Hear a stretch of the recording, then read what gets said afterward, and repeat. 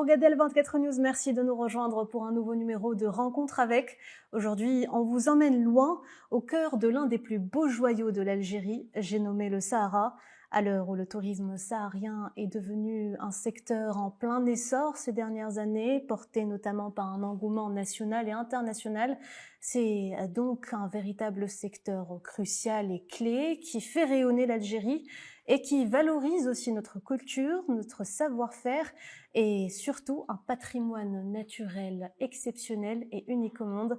Et pour en parler aujourd'hui, j'ai l'honneur d'avoir avec nous une femme engagée et passionnée de Sahara, passionnée de tourisme et passionnée aussi par son pays. Mahdia Hamou, bonsoir, bienvenue. Vous êtes fondatrice de Janet Inside. Absolument, merci. Bienvenue. Bonsoir tout le monde, bonsoir Neriman. Merci pour cette invitation qui va donner le projecteur, pas sur moi, mais pour ce qui est essentiel, Janet et le Tassili Najer, comme vous le disiez tout à l'heure, un joyau national et international. Donc merci. Alors pour commencer, Mahdia, j'aimerais qu'on remonte un petit peu le temps pour se pencher sur l'idée de Janet Inside. Comment vous est venue cette idée? Comment vous est venue l'idée de quitter tout ce que vous aviez avant, de quitter où vous habitiez pour vous installer à Janet et lancer ce projet? Oh là là, si vous saviez, c'est une longue histoire. Il fut un temps et une période de ma vie où je n'aimais plus ma vie en Europe et je voulais donner du sens à ma vie.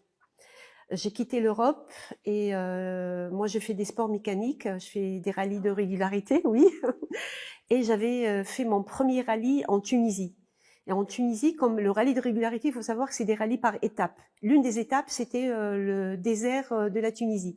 Je découvre donc le désert de Tunisie et ma copilote était en même temps ma copilote et c'était une Algérienne et elle était journaliste. Elle était là pour couvrir l'événement.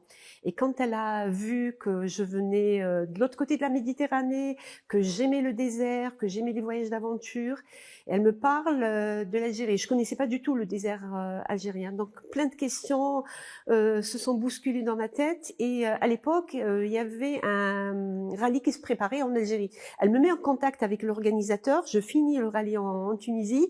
J'entre en contact avec l'organisateur du rallye en Algérie. Et de là commence l'aventure. Je fais le rallye en Algérie. Ça m'a permis de découvrir le Tassili à Hagar, qui se trouve à Tamanrasset. C'est aussi un patrimoine national, international qui fait partie du patrimoine mondial de l'UNESCO, patrimoine de l'humanité. Et là, c'est tout un monde qui s'ouvre à moi. Je finis le rallye, je retourne en Tunisie. Il faut dire que quand j'ai quitté l'Europe, je suis pas rentrée directement en Algérie, je suis partie m'installer en Tunisie parce que le papa de mes enfants est tunisien, pour qu'on comprenne pourquoi. Parce que souvent on m'a reproché, on m'a dit pourquoi t'as quitté l'Europe et t'es partie t'installer en Tunisie, parce qu'il y a une question familiale. Et en 2019, décembre 2019, j'ai mené une expédition de Djerba, l'île de Djerba, jusqu'à Janet. On est parti en 4x4. J'ai ramené avec moi des Tunisiens et des Européens parce que sur l'île, il y a plus de 4000 expatriés européens qui vivent sur l'île. Djerba, ça a été un choix stratégique. J'arrive à Janet, il faisait nuit, je voyais rien du tout. Le jour se lève et je découvre un monde qui m'avait choquée. C'est un émerveillement. Ah oui, absolument. Et décembre 2019, je prends la décision de quitter la Tunisie, de rentrer définitivement en Algérie. C'est une décision quand même assez courageuse. Ça peut paraître comme un rêve pour beaucoup d'entre nous, mais vous avez décidé de faire de ce rêve une réalité. Moi, j'ai un tempérament. Tout projet doit être accompagné d'action. S'il n'y a pas d'action, ça reste des chimères. Et moi, j'ai rêvé ma vie et je suis en train de vivre la vie que j'ai rêvée.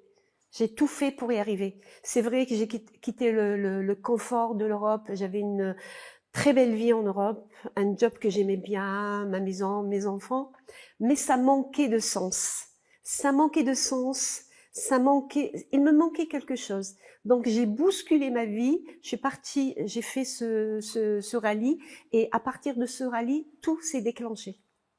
Voilà. Et pourquoi Janet Inside? Inside de l'intérieur, parce que justement, je vis à Janet depuis 2019.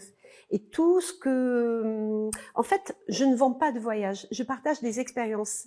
Ma propre expérience, Je véhicule, je suis une réelle engagée de la culture touareg. Je suis tombée en amour de la culture millénaire. Il faut savoir que c'est une culture millénaire. C'est tellement riche. On est sur une société matriarcale. La femme, elle est sacrée. Il y a un respect. Je parle essentiellement de cette région, des Touaregs, du peuple des Touaregs. Et ce qui me plaît le plus quand on échange avec ces Touaregs qui ont une sagesse infinie et qui vous disent à juste titre que le désert ne se raconte pas, il se vit. Donc Nariman, je vous invite à venir vivre avec ce rêve avec moi. Avec grand plaisir. Et justement pour parler du cœur de votre travail, vous qui connaissez maintenant si bien les dunes de notre Sahara, qu'est-ce qui en fait selon vous un patrimoine à part? Nous avons un pays qu'on appelle le pays continent. L'Algérie, elle fait 60 fois la Suisse. Nous avons le département de Tamanrasset qui est plus grand que la France. D'accord? Un pays continent qui offre une multitude de paysages. Nous avons la chance d'avoir plusieurs parcs nationaux, dont 2 parcs nationaux qui se trouvent dans l'extrême sud algérien. À Tamanrasset, nous avons le Tassili Ahagar, et à Djanet, nous avons le Tassili Najer. Voilà. C'est pour moi, il faut que j'apporte une autre précision. Donc, dans le Sahara algérien, nous avons plusieurs déserts. Et le désert du Tassili Najer, qui se trouve à Djanet, c'est de loin le plus insolite désert au monde. C'est pas moi qui le dis, c'est les visiteurs amoureux de grands espaces et amoureux de déserts qui me l'ont confié. Hier, lors du passage au direct, j'expliquais un de mes voyageurs qui avait fait tous les déserts du monde et lui restait sur la liste le désert du Tassili Najer. Il l'a fait en notre compagnie et il nous a fait une interview où il parlait du désert du Tassili Najer. C'est une expérience qui l'avait marqué. Voilà, que c'était le plus beau des déserts qu'il avait visité. Et puis le tourisme saharien, c'est, comme vous venez de le dire, un moyen de protéger et de conserver cette culture et ce patrimoine. Vous parliez du Tassili Najer. Le Tassili Najer, un endroit qui, on peut dire, est un peu à l'origine de la civilisation, à l'origine de l'humanité, notamment avec les fresques rupestres du Tassili Najer dans le site de Safar, c'est ça? Absolument. Safar. Alors, dans les guides touristiques, on lit Sefar. En fait, on dit Safar. Safar, c'est un mot tamashek. Le tamashek, c'est la langue des Touaregs.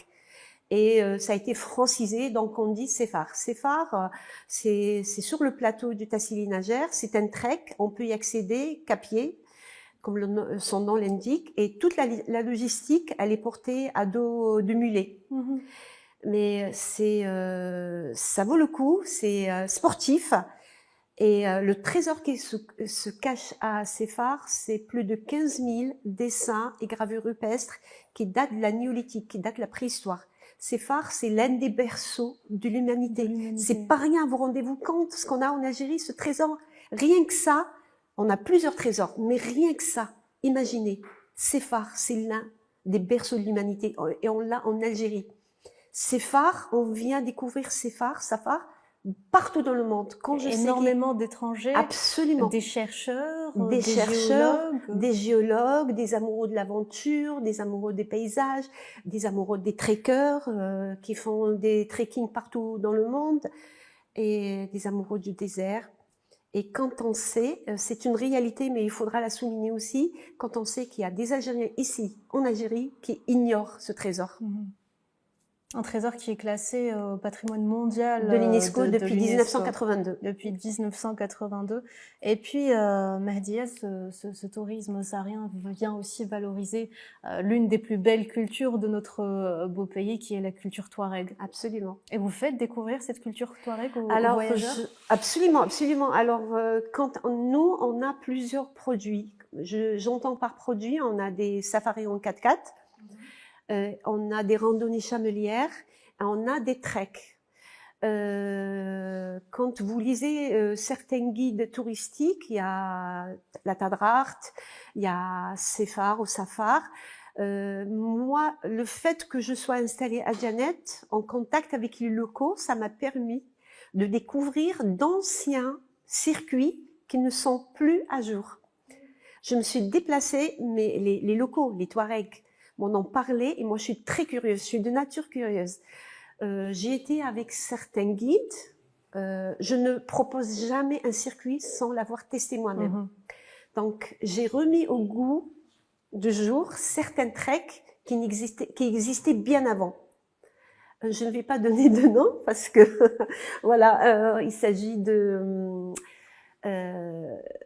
allez, soyons fous, soyons folles comme vous voulez. Il s'agit par exemple du trek de la vallée de Ihrir. Mhm. Beaucoup parlent de ces phares, la vallée de Ihrir. Si je vous dis que dans la vallée de Ihrir, en novembre, on peut nager. Il y a des gueltas, ce sont des espèces de piscines naturelles. Ah oui. On peut nager, c'est assez profond pour plonger. On peut même pêcher du poisson. Et tout ça dans le Tassili Najer.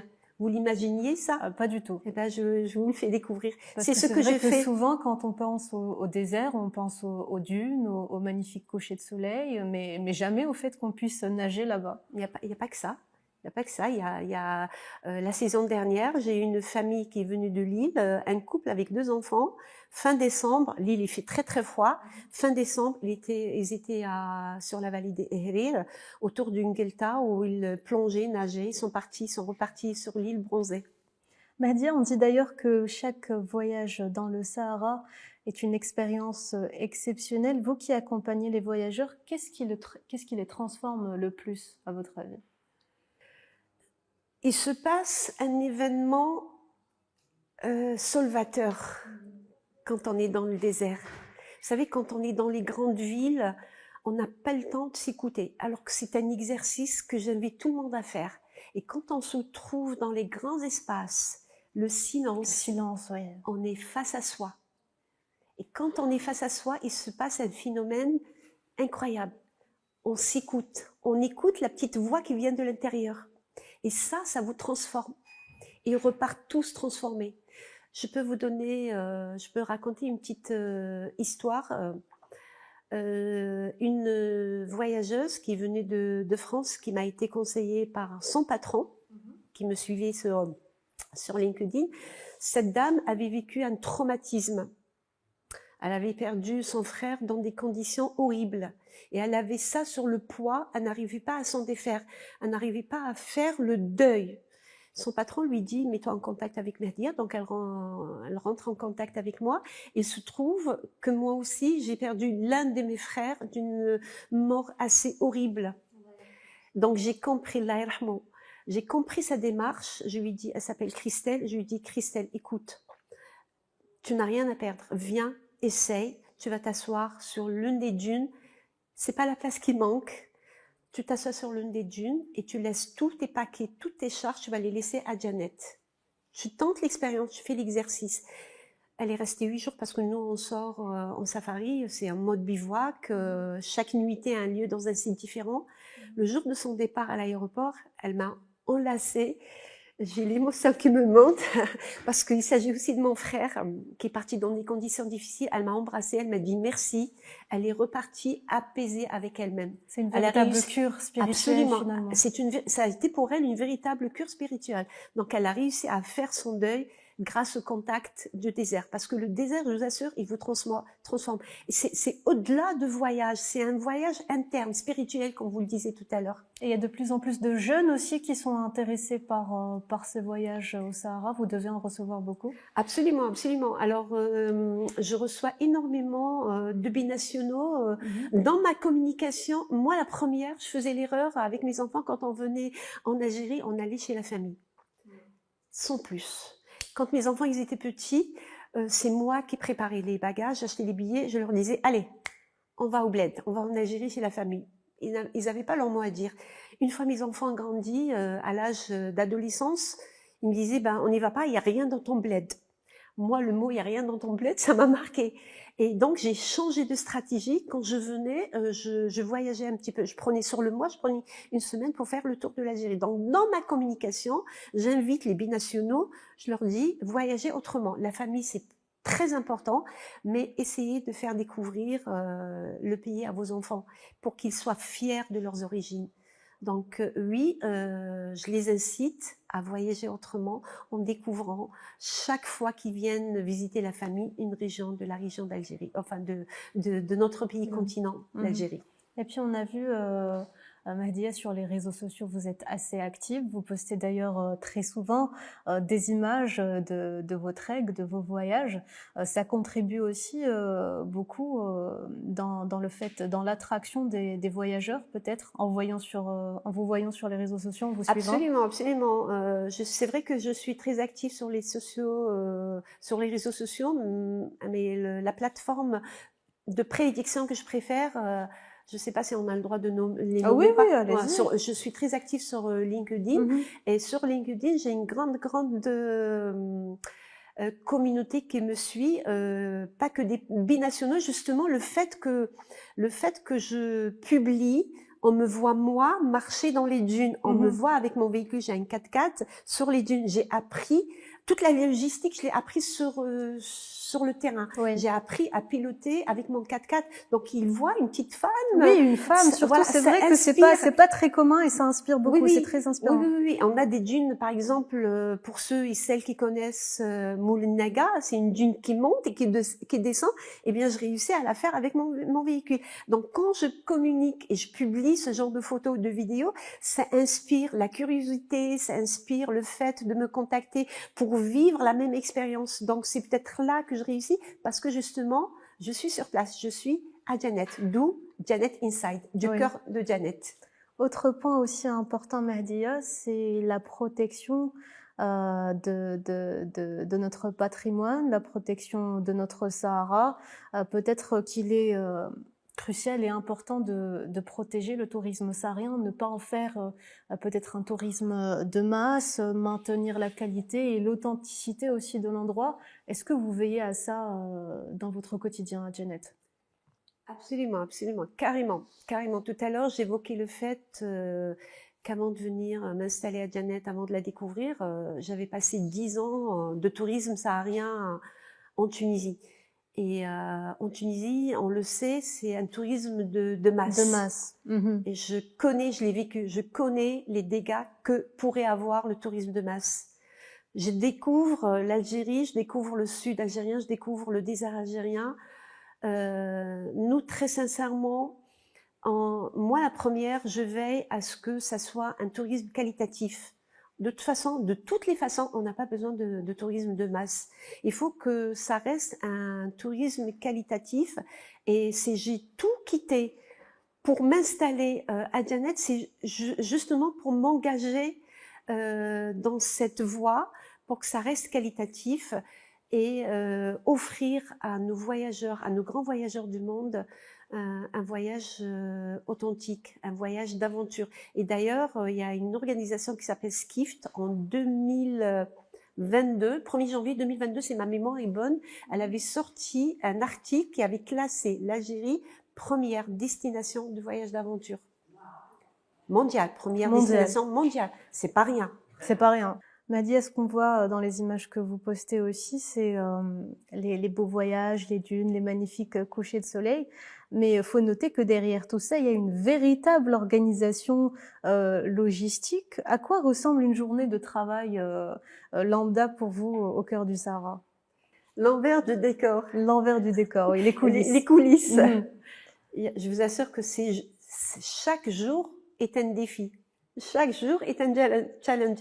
Moi, je suis du genre, tu me fais sortir par la porte, je reviens par la fenêtre. La logistique, c'est le nerf de la guerre dans ce genre de voyage. J'ai tout appris sur le terrain. J'ai la chance, vous savez, quand je suis partie, quand j'ai tout quitté, je me suis installée à Janet. Je suis pas partie en disant oui, j'ai 10 ans de tourisme saharien en Tunisie, donc je sais. Non, je me suis installée avec la communauté, j'ai dormi comme eux, j'ai mangé comme eux, j'ai observé, j'ai forcé le respect parce que on vous connaît pas. C'est qui cette nana qui vient de l'autre côté de la Méditerranée? Elle cherchait quoi? Et pour inspirer leur confiance, pour gagner leur confiance. Chose faite, je suis main dans la main avec l'équipe. Je fais tout. J'ai appris sur le terrain à tout faire. Et il y a aussi un véritable travail de coordination avec les locaux de Janet. Absolument. Il y a un réel travail. Sans eux, très sincèrement, je ne peux rien faire. Ah oui, les cuisiniers, les chameliers, les chauffeurs, les guides, etc. Ils sont l'âme de nos voyages. Les Touaregs, mon équipe, c'est l'âme de mes voyages. C'est la colonne vertébrale de Janet Inside. Mes cuisiniers, mes chauffeurs, mes guides, mes musiciens, même des interprètes quand on a des anglophones, des gens qui viennent du Japon, parce qu'on en a beaucoup, et de l'Asie. Sans mon équipe locale, je n'existe pas. Je n'existe pas. Et on m'appelle la Terguia. Oh, en plus. Mais je kiffe cette culture. Moi, je découvre. Moi, quand j'ai découvert ça, déjà toute petite, quand je voyais dans les médias, vous savez, l'homme bleu avec le chèche bleu, ça me faisait rêver. Tout à l'heure, je disais, je rêvais ma vie, et aujourd'hui, je suis en train de vivre la vie que j'ai rêvée. Je suis en plein dedans. Et quand je suis avec eux, je suis comme une enfant. Vous savez, j'ai 61 printemps. Mais j'ai su. Vous les faites pas du tout, en tout cas. C'est gentil. Ouais, franchement, je suis étonnée. C'est gentil. Et j'ai su préserver mon âme d'enfant. Ah, Ibarak. Le désert, il vous aide à préserver votre âme d'enfant. C'est très, très important. Et puis, j'imagine qu'à travers ces voyages uniques, vous devez tisser des liens forts avec les voyageurs que vous recevez. Est-ce qu'il y a un moment ou un souvenir qui est resté gravé dans votre mémoire avec vos voyageurs, peut-être les plus jeunes d'entre eux? Alors, j'en ai plusieurs, mais le temps ne nous permet pas de tout raconter. Ils viennent tous, les parents avec des enfants, avec certains réticences. Vous savez, les ados en Europe, ils sont tout le temps connectés. J'ai une maman qui m'a contactée avant, dans l'organisation du voyage. Elle m'a dit comment je vais faire avec mes enfants. Ils sont tout le temps connectés au téléphone. Ah oui. Est-ce qu'il y a Internet? Je lui ai dit non, madame. Nous, on est sur un parc qui fait partie du patrimoine mondial de l'humanité, de l'UNESCO. On n'a pas d'antenne relais, donc il n'y a pas de connexion Internet. Je lui dis par contre, rassurez-vous, on a une autre connexion. Voilà. Mais elle avait compris. Elle était inquiète. Le deuxième jour, les enfants, et on aurait dit qu'ils ont toujours vécu dans cette atmosphère. Ils jouaient parce que, et surtout, mon plus jeune voyageur, Mehdi, il avait 2 ans. 2 ans. À la plus grande joie de ses parents, ils se roulaient dans le sable parce qu'il n'y a pas de danger. Et ça, les enfants, pour les enfants, les grands espaces, le sable, jouer dans le sable, le sable, c'est un vrai bonheur. Ce qui me marque le plus, c'est qu'ils partent tous en pleurs. Des embrassades. Parmi plusieurs voyageurs, j'ai noué des contacts amicaux. On est restés amis jusqu'à présent. Quand je vais en Europe, je vais chez eux, à Paris ou dans le sud. Moi, je viens du sud. Et vous savez, on dit, vous voulez connaître une personne, voyagez avec elle. Les voyages, on apprend lors des voyages ce qu'on n'apprend pas dans des livres, ce qu'on peut pas apprendre à l'école. Et moi, j'ai beaucoup appris dans le désert du Tassili, à Janet. J'ai beaucoup appris avec les Touaregs. Janet, c'est devenu ma maison. C'est ma maison. C'est mon refuge. C'est je suis pleine d'émotions quand je parle de ça. J'en ai la chair de poule, moi aussi. Voilà. Faisons à présent une petite projection dans le futur, alors que les choses bougent actuellement dans le secteur touristique saharien. Comment est-ce que vous voyez l'évolution du tourisme saharien en Algérie dans les prochaines années? Éventuellement, l'évolution de Janet Inside. Alors, je vais parler de Janet Inside. Nous, en ce moment, on mène plusieurs projets à la fois. Justement, moi, je vais vous dire, le tourisme, je m'en sers comme un moyen pour construire des ponts.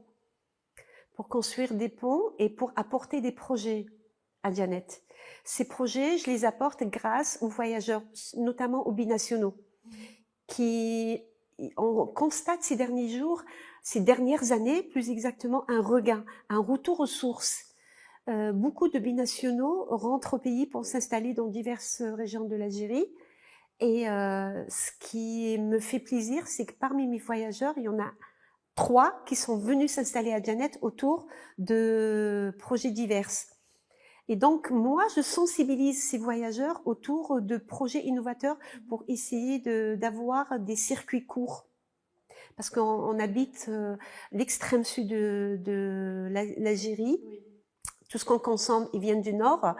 On a des terres fertiles. On essaye de mener des projets pour, par exemple, pour reprendre l'exemple de la culture, pour avoir de la culture sur place. La meilleure pastèque de toute ma vie, je l'ai mangée à Janet. Le meilleur melon de toute ma vie, je l'ai mangé à Janet. Grâce à cette terre fertile. À Janet, vous mettez une allumette, elle pousse tellement la terre, elle est fertile. Voilà. Et si vous aviez un message, un dernier message à faire passer à nos téléspectateurs et nos téléspectatrices qui nous regardent pour les pousser à venir visiter Janet, qu'est-ce que vous leur diriez? Venez vivre votre propre désert. Vous en repartirez transformé. Merci beaucoup Mahdia Hamou pour ce partage d'émotions. Vraiment, c'est une expérience incroyable qu'on vient de vivre avec vous. Ici à Alger, sans être parti à Janet, j'imagine comment ça serait là-bas. Franchement, on vous invite tous à aller découvrir votre pays, votre Sahara. Le tourisme saharien, voilà, c'est pas seulement des paysages finalement, c'est un héritage et une manière de se reconnecter à nos valeurs, à nos émotions et à nos sources. Voilà, madame, monsieur, merci de nous avoir suivis pour ce nouveau numéro de Rencontre avec.